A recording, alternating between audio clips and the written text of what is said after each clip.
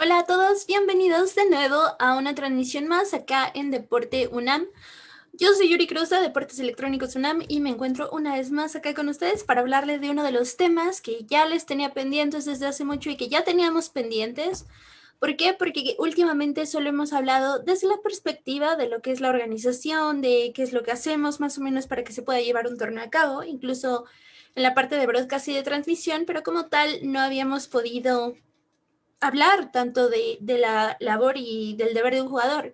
Llegamos a hablar en algún momento de árbitros, de bueno, a mí, ¿para qué me sirve un árbitro de esports en mi partida? O de por qué mis juegos deben de tener un árbitro. Pero no hemos hablado de la parte de cómo me defiendo yo como jugador contra tal vez de un árbitro que no haga también su trabajo, ¿no? Casi no pasa, pero es bueno que se sepa. También pasa mucho que en ocasiones, y estoy segura de que no solo pasa en deportes electrónicos, sino nos pasa en un montón de cosas, y para esto voy a poner un ejemplo. Cuando tú abriste tu cuenta de Facebook o cuando abriste tu cuenta de WhatsApp, de Twitter, de Instagram, de lo que tú quieras, ¿cuándo has leído los términos y condiciones? ¿O cuántas veces te has puesto a ver, además de los términos y condiciones, los reglamentos de tu información, de cómo está protegida, etcétera? Incluso casi podría asegurar que casi nadie lo hace. Casi nadie lo hace porque además no es tan atractivo hacerlo. ¿Por qué? Porque es demasiado texto, mucho texto, diríamos por ahí. Y la realidad es que sí. La realidad es que todos los reglamentos, todos los términos y condiciones se componen por un texto bastante largo y no es de una o dos hojas usualmente, sino de muchas.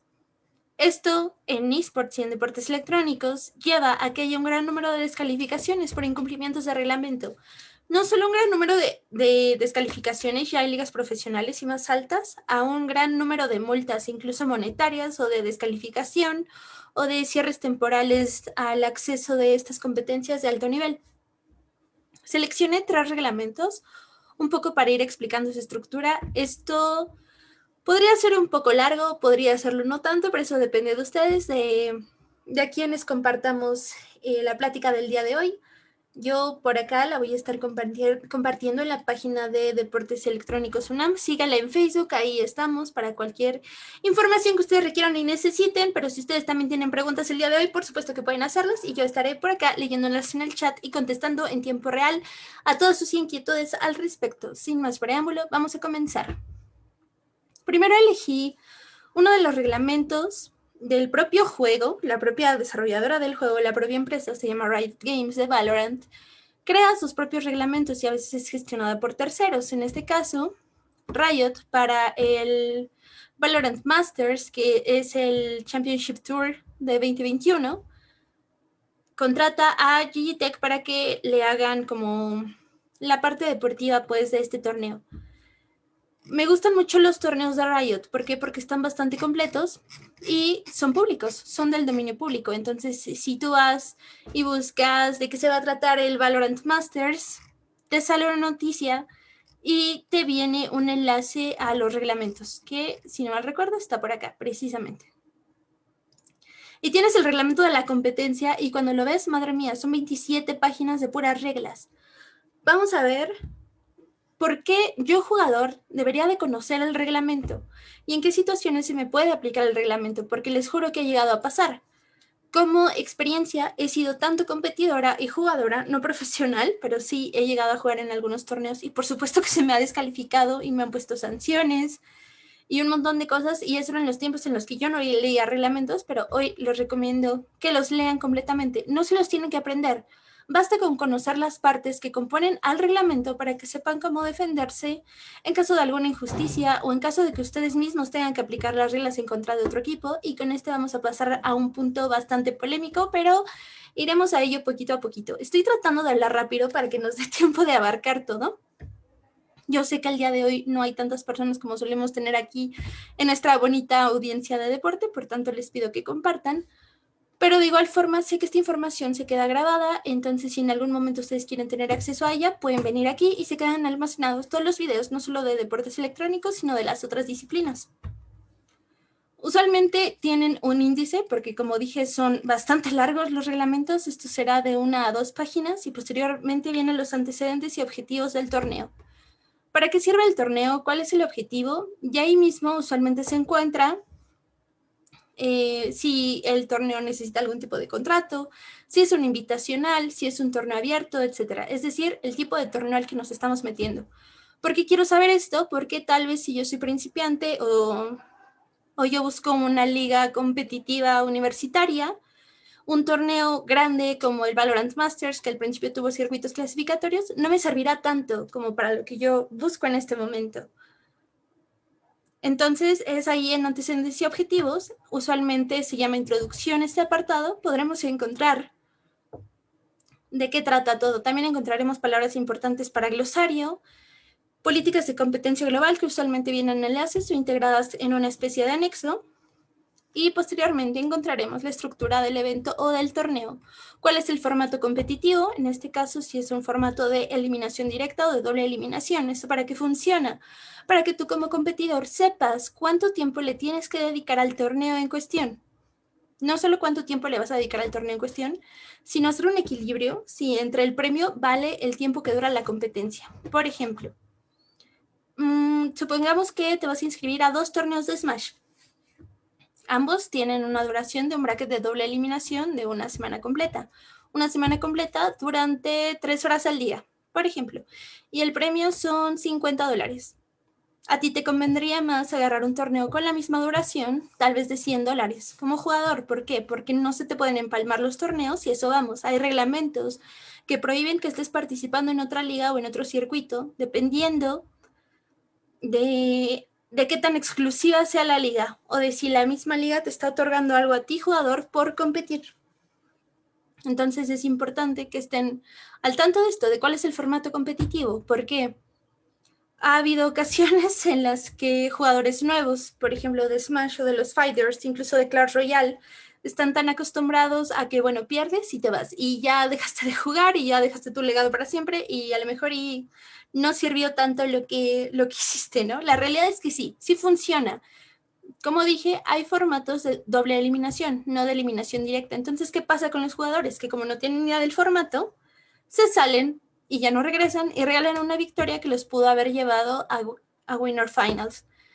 En algún momento llegaremos a hablar de los tipos de formato de competición, pero suele pasar mucho. Llegan a venir las llaves, se divide por regiones, en este caso este torneo, y un calendario que a ti como jugador te permite saber qué días programar. Y obviamente esto es con anticipación. En el caso del Valorant Masters es exclusivo de alguna forma, entonces se debe de seguir el reglamento al pie de la letra. Y aquí tenemos la primera penalización. Obviamente, si te están poniendo un día y te están poniendo un horario, es porque lo tienes que respetar. ¿Qué pasa si yo, jugador, se me ocurre llegar 15 minutos tarde, 10 minutos tarde? Ok, pongamos 10 minutos tarde por razones del destino, por se me olvidó, me desperté tarde, tenía que comer. La excusa que ustedes quieran va aquí. Incluyámosla en 10 minutos, llegué 10 minutos tarde, se me fue el internet, no calculé bien mi tiempo, etc. Bueno, este reglamento dice, no pasa nada si llegas 10 minutos tarde, pero si llegas 15 minutos, pierdes el primer partido de una serie al mejor de 3. Y eso ya pesa bastante, sobre todo en un juego como Valorant. Y si llegas 30 minutos tarde, pierdes la serie completa. En caso de un bracket de doble eliminación, igual y afecta, pero no tanto como perderlo totalmente todo solo porque llegaste tarde, ¿no? Y digo solo porque llegaste tarde, y aquí es donde nos enfrentamos a la gran polémica de los reglamentos, y suele pasar muchísimo. Y yo les pido a ustedes, nuevos competidores que me están viendo, o futuros competidores que estén interesados en cómo leer un reglamento o cuáles las partes que lo componen, no está mal, amigos, no está mal aplicar el reglamento. No está mal pedirle al árbitro que aplique el reglamento. Usualmente tachan de actitud antideportiva a los jugadores que le dicen a otro, oye, ya llegaste 30 minutos tarde, yo ya no voy a jugar contigo porque el reglamento dice que ya perdiste. Increíblemente, bueno, para mí es increíble, no sé qué piense ustedes del público. Me hubiera encantado invitar a alguien el día de hoy para que me diera su punto de vista, pero la verdad es un tema en el que yo de alguna forma ya tengo mucha experiencia porque lo he visto y lo he vivido. Les puedo decir que no está mal. ¿Por qué no está mal? Porque no se trata de darle, ay, dale chance, ¿no? Es que es un torneo universitario, o ay, dale chance, es que es un torneo tal, la excusa siempre es la misma. Y entonces por eso los jugadores cuando llegan a las ligas profesionales están tan mal acostumbrados a que no se les aplique el reglamento, que cuando llegan a una liga profesional se enojan, arman un drama, arman polémica en Twitter o en la red social que ustedes quieran, porque no los dejaron jugar por llegar tarde, cuando no debería de ser así, porque hay una cláusula en reglamento y tú como jugador te debes de apegar a estas cláusulas de reglamento, que digo, si son 27 páginas, convendría al menos saber cuáles son las reglas principales que tienes que acatar. Otro punto súper importante es la elegibilidad de los miembros del equipo. ¿A qué se refiere con esto? Bueno, vendrán cosas como edad del jugador, que es una de las más importantes. Hay jugadores que no pueden competir en una liga profesional, semiprofesional o universitaria sin haber cumplido 16 años, que más o menos es la edad promedio para competir. ¿Por qué menos de esto no? Ok, 1, premios. Siendo menor de edad no puedes reclamar premios, incluso aquí hay una cláusula. Los jugadores de algunas regiones pueden competir por premios, pero únicamente si son mayores de 18 años. También pasa que cuando son presenciales, pues hay un gran problema. Si son menores de 18 años, se tiene que firmar un convenio con los papás o una carta de autorización. Entonces suele ser complicado que haya torneos para personas menores de edad. Y lo máximo serían 16 años. ¿Por qué 16 años? Porque a los 16 años una persona es perfectamente capaz de entender y defender un reglamento de la forma que ellos puedan para lograr una integridad hacia su persona dentro de una competencia, que usualmente de eso se encarga el árbitro. El árbitro debe tener ese perfil para poder lograrlo. Por desgracia, a veces no es así. Pero eso pasa hasta en las mejores familias, ¿verdad? No solo pasa por acá. Digo, yo he conocido muy pocos casos, al menos en deportes electrónicos, donde eso haya pasado y la verdad no fueron casos tan grandes como tal vez lo serían en deporte tradicional, donde ustedes saben que es un problema, donde, no sé, llega a haber noticias donde, ay, sobornaron a tal árbitro y así, y tú dices, bueno, es que ni siquiera así como le pudieron sobornar. Pero seguimos en la cláusula de edad del jugador, elegibilidad. Por eso no puede haber jugadores menores de edad, es importante ver un reglamento y tu papá o mamá, si quieres que tu hijo compita, fijarte muy bien en estos puntos para que al rato no haya ningún tipo de problema legal. También es ilegal mentir sobre tu edad, obviamente. Usualmente se pide una identificación o algo que acredite tu edad para poder competir.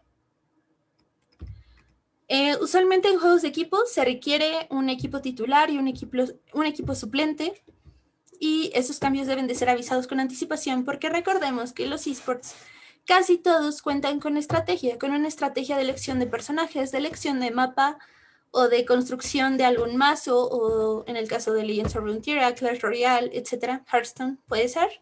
Entonces se requiere una estrategia y si tú conoces que lo que usa tu oponente, eres capaz de prepararte contra eso. Tu coach o entrenador es capaz de prepararte contra eso para lo que viene en la competencia. Entonces, ¿cómo respeto a la competencia? ¿Cómo respeto a las personas que revisen que se está llevando a cabo cada punto? Es muy importante que estén todos notificados y usualmente para esto se requiere tiempo previo de aviso para poder hacer los cambios pertinentes. Puede haber incluso sustituciones de emergencia, entonces todo esto lo encontraremos en el apartado de reglas de alineación, de qué es lo que pasa y cómo funciona. En equipamiento del jugador, cuando es presencial, se suele decir qué es lo que se le da al jugador para que pueda desempeñar sus funciones, que usualmente será el equipo pesado, y el jugador podrá llevar sus periféricos, teclado, mouse, etc.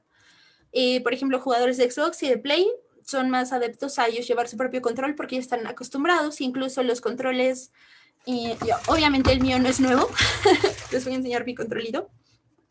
Obviamente el mío no es nuevo, pero cuando era nuevo yo recuerdo que era súper duro de los gatillos, sobre todo, de hecho sí, un poco duro, no lo he usado tanto, pero a veces los jugadores son un poco exigentes con esa parte y ellos ya están acostumbrados obviamente a sus periféricos.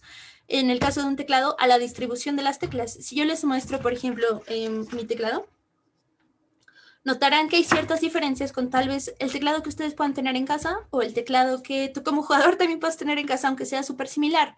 El mouse igual, hay distintos tipos de mouse que tienen distintos botones. El mío nada más tiene 2 laterales. Personalmente, cuando yo llegaba a competir, yo llevaba nada más mi mouse y mi mousepad. Era importante para mí. Pero hay jugadores que también incluso llevan sus audífonos porque o tienen la cabeza muy grande, o la tienen muy pequeña, o les acomoda cierto tipo de periférico. Entonces, esta parte del reglamento usualmente te dirá qué puedes y qué no puedes hacer respecto a eso. Si puedes conectar tus propias cosas o si no lo puedes hacer para que tú te puedas preparar y la organización tendría como, quizá no obligación, pero sí como cortesía, decirte, ok, mira, vamos a tener esto, entonces solo se puede usar esto. Y así el jugador está listo, tú como jugador estás listo para poder llevar a cabo esto. Vendrá casi a la mitad un apartado de cuál será el lugar en caso de que sea una fase presencial, cuál será el área de juego y cuál es el proceso de las partidas. Esta es de los puntos más importantes en un reglamento. Pónganle muchísima atención, por favor. ¿Por qué? Porque es aquí donde se atora la mayoría de los equipos. Cambios en el calendario. ¿Qué puede pasar?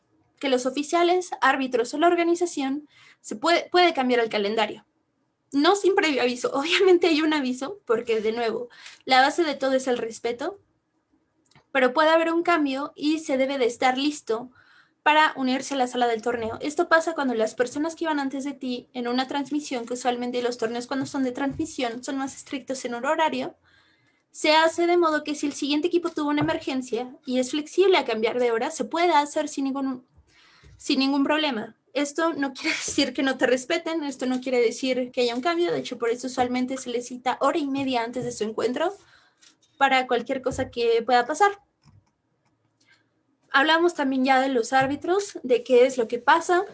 Bueno, pues aquí mismo te dice qué puede hacer un árbitro y qué no puede hacer y cuáles son sus responsabilidades, porque obviamente tú como jugador también tienes derecho al árbitro a preguntarle, por ejemplo, oye árbitro, es que, no sé, está mascando chicle y el reglamento dice que no puede mascar chicle enfrente del equipo de juego. Bueno, pues el árbitro irá y le dirá, oye, es cierto, muchísimas gracias. Va con el jugador, oye, no puedes mascar chicle, fin. Los árbitros tienen como responsabilidades como tienen obligaciones, pero la principal de ellas son las decisiones finales.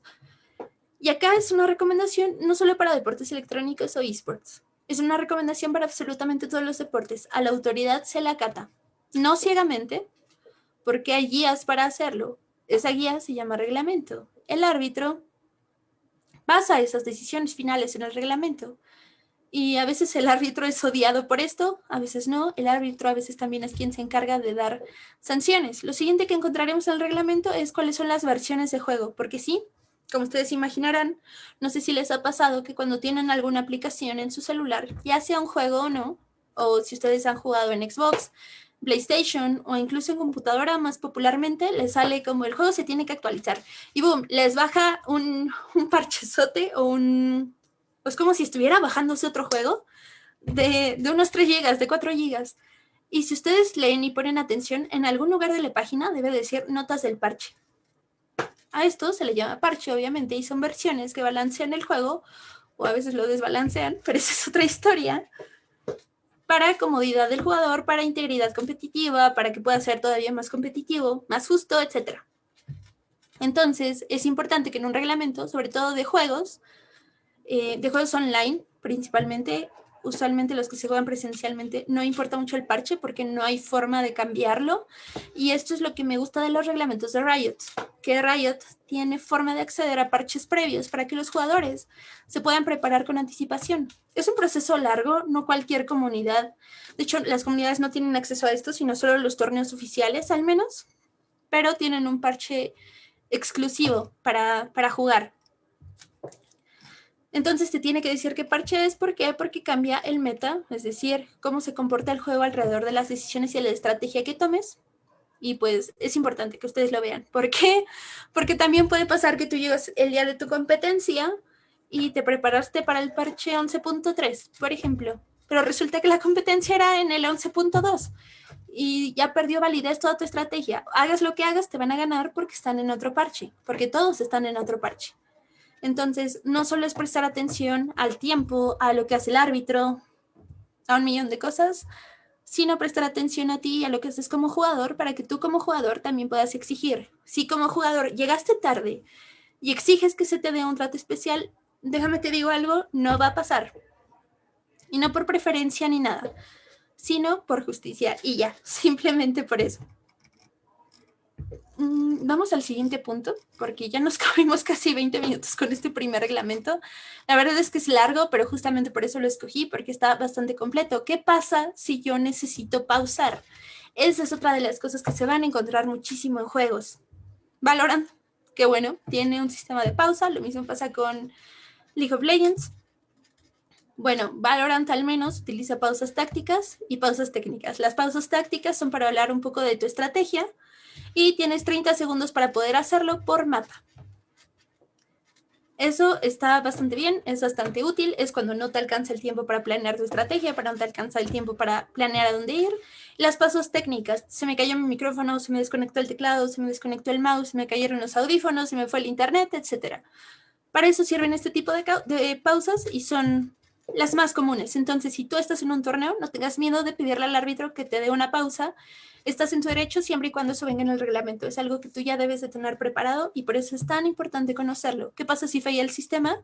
Bueno, si falla el sistema, también el reglamento debe tener una cláusula que hable de eso, para que tú justamente puedas ver si estás en tu derecho de pedir cambiar de consola, cambiar de computadora o cambiar algo del software, o en el caso de que no se pueda, tal vez incluso reprogramar la partida. De nuevo, no pasen todos, no tomen lo que yo estoy diciendo como una Biblia, yo solo les estoy diciendo lo que pasa en un reglamento y por qué es importante que lo lean. Lo siguiente será el proceso posterior a la partida, cómo se suben los resultados. Y acá hay otra gran cuestión, ¿cómo se suben los resultados? No se le suele poner tanta atención a eso y yo no entiendo por qué.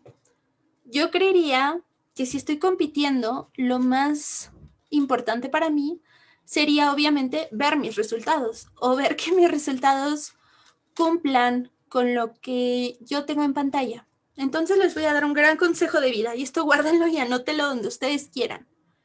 Siempre que entren a un torneo, al terminar su partida, lo primero que deben de hacer es tomar una captura de pantalla de sus resultados, sobre todo en torneo online. En torneo presencial, usualmente casi siempre hay un árbitro detrás de ustedes quien se encarga de registrar el resultado. En caso de que no sea así, es raro, es raro, pero pueden tomar una foto o usualmente en torneos presenciales, que ahorita pues no hay por la contingencia actual, los llegará a ver en algún momento, se encontrarán con que el árbitro les pide que dejen la pantalla tal cual está, que no mueva nada, para que él pueda hacer parte de los resultados. ¿Qué sucede en un torneo en línea? ¿Qué es a lo que más acostumbrados estamos en deportes electrónicos? Bueno, tomas tu screenshot o tu captura de pantalla, si es en celular, pues tenemos los botoncitos que usualmente son los botones laterales de sonido y el botón de apagado, y eso te tomará una captura de pantalla que tú deberás de subir a la plataforma en la que se esté efectuando o elaborando el torneo.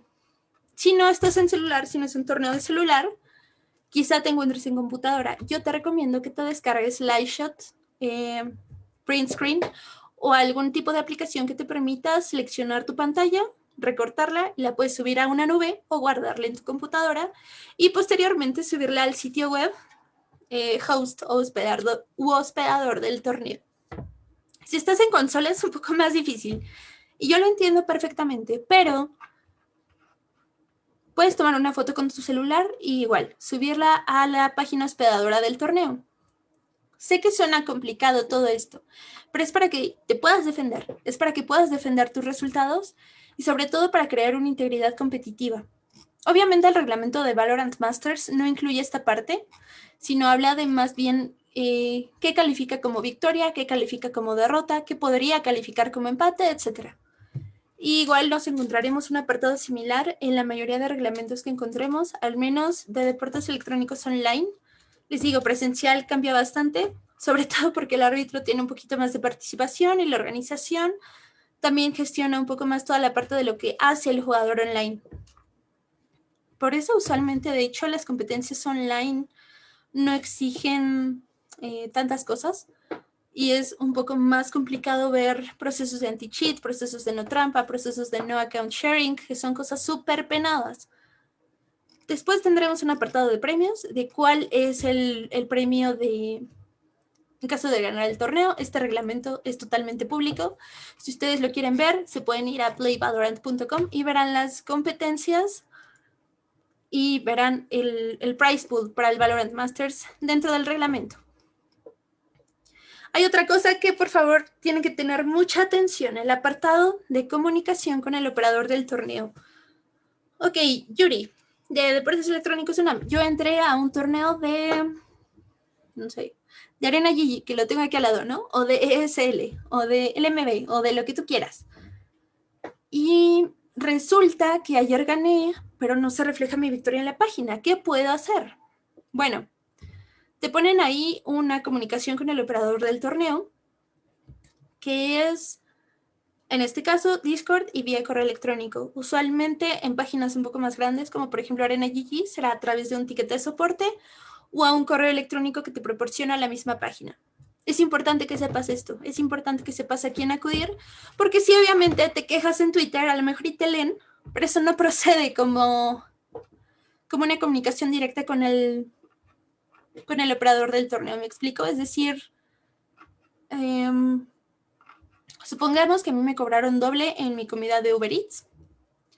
Si yo voy y me quejo a Twitter, ok, está bien, y a lo mejor Uber Eats me dice, oye, ¿cuál es tu problema? Y Uber Eats me obligará a enviar un ticket de soporte.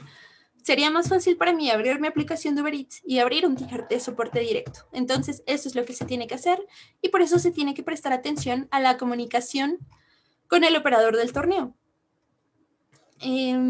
Viene, al final, casi siempre se van a encontrar con una cláusula de idioma o de las decisiones que se puedan tomar en torno a la liga. Esto tenemos en nuestro primer reglamento. Vamos a nuestro segundo reglamento rápidamente, que obviamente, como ya tiene la misma estructura, nos iremos un poquito más rápido. No veo preguntas, no veo comentarios en el chat, lo cual está medio bien. O sea, a mí me gusta cuando estamos hablando todos, pero hoy casi no tenemos audiencia. Pero está bien. Los extrañaré para la siguiente semana. Los veré aquí, espero. Lo siguiente es este torneo abierto de Nacional de Free Fire México. Es de los torneos que yo he visto que más problemas con aplicación de reglamento tienen, porque la gente no lee. No lee y la realidad es que no es un reglamento tan largo. Tiene 11 páginas. Estamos hablando que el otro tenía 27 páginas. Bueno, aparte esto es un torneo general, o sea, perdón, esto es un reglamento general, ni siquiera es un reglamento específico que tú puedes decir, bueno, me cuesta mucho trabajo. De nuevo, nos encontramos con la introducción y propósito. Aquí encontraremos cuáles son los torneos y en qué servidor se encuentran. Para el servidor de norte, que se llama EEUU en Free Fire, están Centroamérica, compuesto por los países de Belice, Costa Rica, El Salvador, Guatemala, Honduras, Nicaragua, Panamá. Otro para Colombia, otro para México, y en el servidor del sur estarán Argentina, Chile, Perú. Hasta ahí todo bien. Y tú creerías que está todo bien hasta que llega la gente y dice, oye, pero ¿por qué no puedo participar en el torneo de Argentina si soy mexicano? Y para ti tal vez pueda ser muy obvio, pero si leíste el reglamento va a ser obvio, si no, no hay forma de... No hay forma de confundirte, pues si te confundes es porque o no leíste o porque está mal escrito el reglamento, que no niego que pueda llegar a pasar. Porque somos humanos, porque las personas que desarrollamos y escribimos reglamentos somos humanos, entonces pueden llegar a pasar estas cuestiones. En elegibilidad, de nuevo, tendremos la edad del jugador. ¿Cuántos años debe de tener un jugador? Y si no, en este caso, si no ha cumplido 17 años, no va a poder participar. ¿Cómo funcionan las reglas de nacionalidad? Que son las más violables, por así decirlo. Y ni siquiera eso, sino... no te van a dejar jugar. No te van a dejar jugar si estás en un torneo nacional de Argentina y eres mexicano y tu equipo no cumple con esto. Para que un equipo pueda participar debe contar con al menos 3 jugadores con nacionalidad o naturalización del país del torneo nacional. Esos serán considerados jugadores nacionales. El resto pueden ser de otra nacionalidad del mundo y serán considerados jugadores extranjeros. Y hasta aquí queda clarísimo, pero usualmente no queda tan claro. La residencia no importa mucho, lo que importa es la nacionalidad, qué servidores se usan, qué rango deben de ser. En caso de Free Fire les piden que sean mínimo oro y que sean Creo que el nivel de la cuenta debe de ser de 20. Esto es un torneo de arena GG. Dice que no puede haber jugadores de ligas más altas a la de los torneos nacionales. En este caso es la Free Fire League. Y nos encontramos con todo eso en el apartado de elegibilidad. Es decir, si tú eres jugador de la Free Fire League, no puedes jugar. Si tú no pruebas tu identidad, pueden descalificarte. Si tú no tienes una cantidad mínima de 4 jugadores y un suplente, pueden descalificarte. Y es más, ni siquiera necesitas un suplente. Por eso estas cositas vienen en negritas, porque son los puntos que debes de tomar en consideración. Si tu equipo va a jugar en la Nacional de México y no tiene mínimo 3 jugadores mexicanos, no puedes jugar. Si tú no tienes una cuenta para jugar en el torneo de México que pertenece a la región de Norteamérica, no puedes jugar. Entonces yo diría que es un poco sencillo una vez que tienes el reglamento a la mano, y les juro que están totalmente a la mano. En Valorant Masters ya vimos que ahí había un enlace enorme. Aquí igual dice ver reglamento, entonces complicado no debe de ser. Nuevamente viene el objetivo de la competencia. Acá viene cuál es el registro y la participación. ¿Qué necesitas para registrarte y cuáles son los pasos? Ese es un punto muy importante. Podría no ser tan intuitivo como lo sería quizá en otras páginas web o así en caso de Arena GG, que yo pienso que sí lo es. Viene un pequeño tutorial para crear tu equipo, para registrarte, qué es lo que tienes que hacer. Y aquí hay otro punto que a la mayoría de las personas se les olvida y tampoco entiendo por qué, y es el check-in. El check-in es tan sencillo como ir a decir presente cuando tu profesor está en el salón pasando lista. ¿Y por qué lo hace? Bueno, pues el profesor cuando pasa lista dice cuando va a hacer una actividad en grupo: bueno, somos 16 personas, hagan equipos de 4. Pero tal es el número 17, entonces 3 equipos de 4 y uno de 5. Algo así pasa acá. Algo así pasa con el check-in. Las organizaciones quieren saber si estás presente para jugar, para incluirte en un bracket, para poder incluirte en el torneo. Si no, se le dejará tu cupo a alguien más. Si no se le deja tu cupo a alguien más, es para conocer más o menos cuál será la duración del torneo y poder contar con árbitros para estas instancias de la competencia.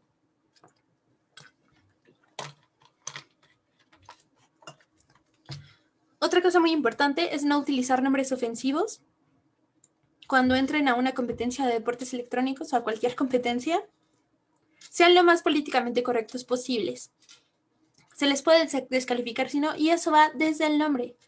Eso va desde el nombre.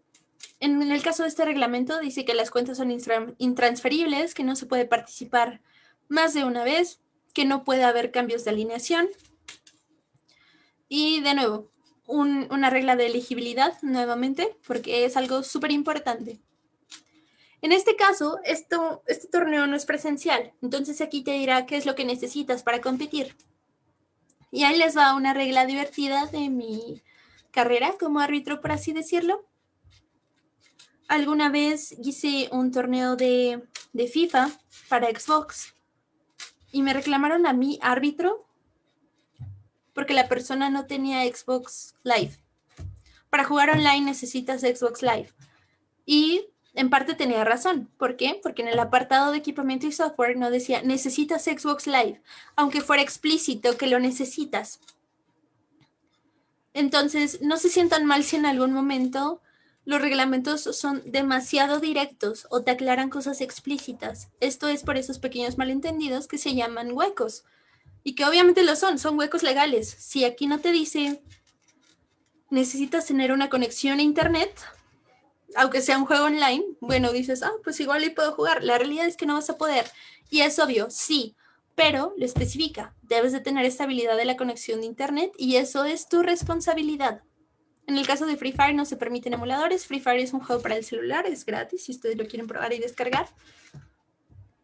Pero usualmente se pedirá que no se usen emuladores. El emulador es una especie de simulador que tú puedes tener en tu computadora y utilizar teclado y mouse para el Free Fire. Y es algo que no se debe de hacer porque cambia totalmente la puntería y las mecánicas del juego. Nuevamente tenemos el formato de competición, cómo funciona.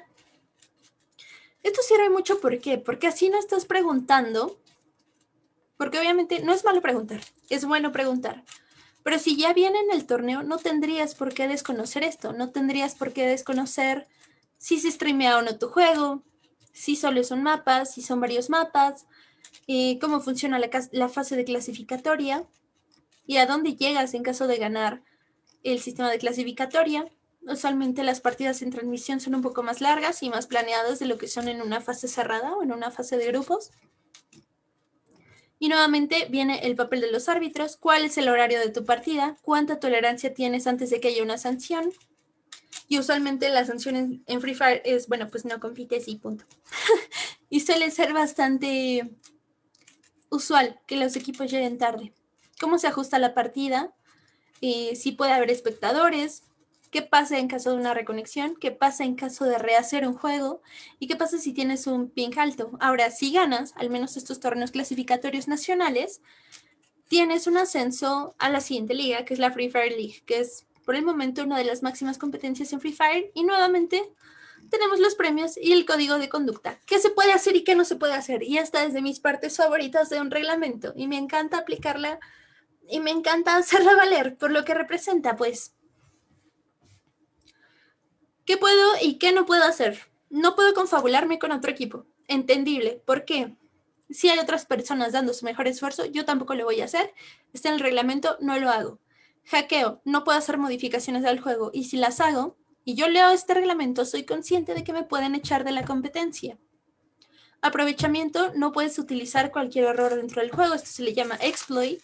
A veces, obviamente, hay errores de programación y pueden ser errores que sirvan de alguna forma a personas que lo saben usar de manera intencionada. Suplantación, no se puede jugar en otra cuenta de otro jugador, no puede ser obsceno, de nuevo, hay que ser lo más políticamente correctos, tampoco las actitudes de acoso son correctas, de hecho en ninguna parte de la sociedad deberían de serlo, pero ya que tenemos un reglamento tan específico rigiendo una pequeña parte de nuestra vida llamada competencia de deportes electrónicos, pues es mejor tratar de evitar esas conductas en la medida de lo posible, es más, ni siquiera en la medida de lo posible, eviten las conductas y ya. No se puede discriminar ni denigrar a nadie, ni por razones, no se pueden hacer acciones despectivas por el color de piel, por la etnia, por el origen nacional o social, por el género, el idioma, la religión, la orientación sexual, política o de otro tipo, incluso ni siquiera del estado financiero o de nacimiento. Imaginen, es tan específico el reglamento de cosas que no se pueden hacer. Entonces, si tienes algo tan específico, no entiendo cómo sigue habiendo gente que hace esas cosas, gente que es descalificada por este tipo de cosas.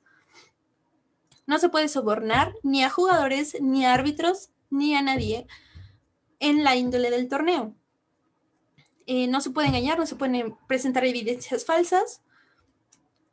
Y obviamente, si alguien ha cometido alguna violación a alguna parte del reglamento, la organización que se encarga de organizar este torneo nacional, es decir, LVP, Liga de Videojuegos Profesional, puede emitir sanciones a su consideración. Estas sanciones, por lo regular, son expulsar de la competencia, pero el reglamento puede ser súper específico y decirte qué sanciones pueden ser aplicadas desde una expulsión permanente, desde una expulsión de la competencia hasta una expulsión permanente e incluso monetarias en algunos casos. Pasemos a otro de los reglamentos más conocidos, los reglamentos de University Esports, que son de los torneos colegiales más famosillos en Latinoamérica. Y también es un reglamento bastante largo de 15 páginas, sigue siendo más corto que los de Riot, pero nos funciona para lo que queremos explicar el día de hoy. En este caso, viene un poco distinto el orden. De nuevo, tenemos una introducción. Y en este caso, al ser un torneo colegial, te pide ciertas cosas o ciertos requerimientos, pues. Y uno de ellos era acreditar tu identidad y validarla a través de la credencial de la escuela. Si no se tiene credencial, deben de tener su INE o algún documento oficial para poder incorporarse y probar que son estudiantes universitarios, ya sea con un comprobante de estudios, con un Cardex, etc. Este es un reglamento de Fortnite. Dice que se puede jugar, dice que es multiplataforma, excepto Switch, tablet y celular, es decir, solo se puede utilizar PlayStation 4, Xbox y computadora. ¿Qué servidores deben de ser? Esto depende del ping, cuál es el modo de juego, cuál es el formato. ¿Qué es lo que hace la administración? El jueceo, nuevamente. ¿Cómo te registras en la web? ¿Cuáles son las cuentas? ¿Qué requisitos deben de tener las cuentas que vas a usar? ¿Cuáles son los requisitos para ser jugador? ¿Cómo se identifican a los jugadores? Y tu ID. Tu ID es muy importante que la tengas al día. No tu ID de identificación personal. Usualmente, tú como jugador en cualquier plataforma tienes un ID numérico único que te servirá para agregar a otros jugadores o de alguna forma tener una identidad única. Velo como un CURP único en videojuegos. Entonces, usualmente se te pide eso como una especie de vinculación y saber que no usarás otra cuenta y que siempre estarás en tu misma cuenta. También los reglamentos suelen decir cuál es la plataforma del torneo. En este caso es universityesports.mx, ahí es donde se revisan los brackets, ahí es donde se revisa la comunicación con árbitros y con otros jugadores, donde subes tus papeles, etc. Si lo notan, las cláusulas de puntualidad son súper importantes, lo mismo que las penalizaciones. Y veamos cuál es la preparación de un partido. Los reglamentos también suelen componerse de eso, antes, durante y después del partido. Y así, de esa forma, tú ya sabes cronológicamente qué es lo que tienes que ir cumpliendo y cuáles son tus derechos paso a paso al conocer un reglamento tan al pie de la letra, pues. De nuevo, viene un código de comportamiento que otra vez incluye los exploits, los hacks, los cambios de cuentas o account sharing y los tipos de sanciones. Viene cómo crear y estructurar una partida. Perdón, es que ya llevo hablando bastante tiempo y pues se me seca la boca. Y hay una guía para realizar transmisiones. Usualmente las organizaciones no le llamemos celosas con la transmisión, pero usualmente sí son muy cuidadosas con lo que se transmite. ¿Por qué? Porque está representando un torneo que ya tiene una identidad y que cuida las cosas que hace. Y nuevamente, los premios. Los premios, ¿cuál es el pago de los premios?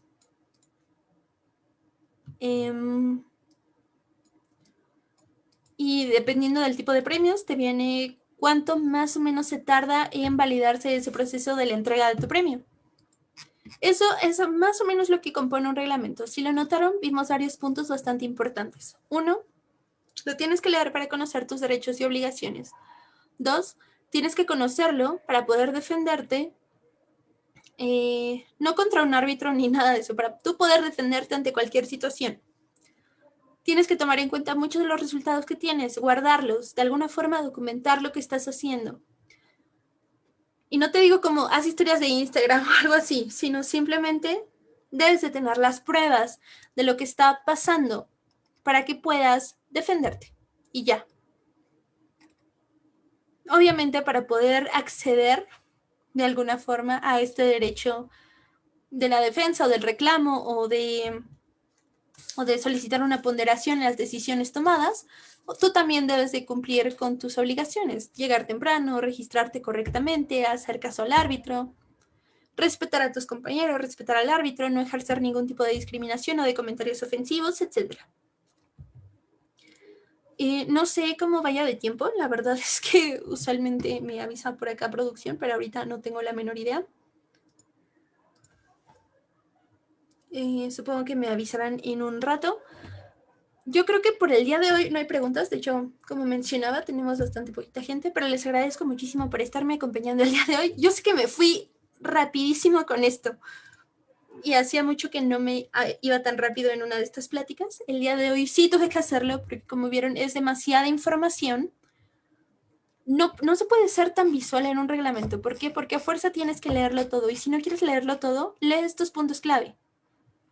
Las cosas que te marquen en negritas, ese es un tip que yo les cuento, son los puntos clave. Por ejemplo, este calendario, ¿no? Esta liga. ¿Cuántas fases tiene? 1, 2 y 3 y playoffs. Ok. Si yo quiero organizar mi calendario, bueno, fase 1 es la inscripción al torneo del 2 de febrero al 14 de marzo, es decir, todavía me puedo inscribir, ¿no? Del 20 de marzo al 25 de abril, bueno, en ese día ya jugaré la fase 2 y así sucesivamente. Entonces es cuestión de estar revisando calendarios y tiempos, etc. Pero bueno, eso va a ser todo por el día de hoy. Les agradezco muchísimo su compañía. Los invito estas siguientes semanas con nosotros para que puedan acompañarnos, para que puedan comentar, para que puedan sugerir temas, qué es lo que a ustedes les gustaría saber al respecto, qué es lo que no les gustaría saber y por qué también, para que nosotros podamos abordar esto y podamos ayudarles a ustedes a llegar a ser esos grandes jugadores profesionales. Yo me despido, les agradezco muchísimo por estar aquí. Soy Yuri Cruz, nos encuentran en la página de Deportes Electrónicos UNAM y nos vemos hasta la próxima. Bye.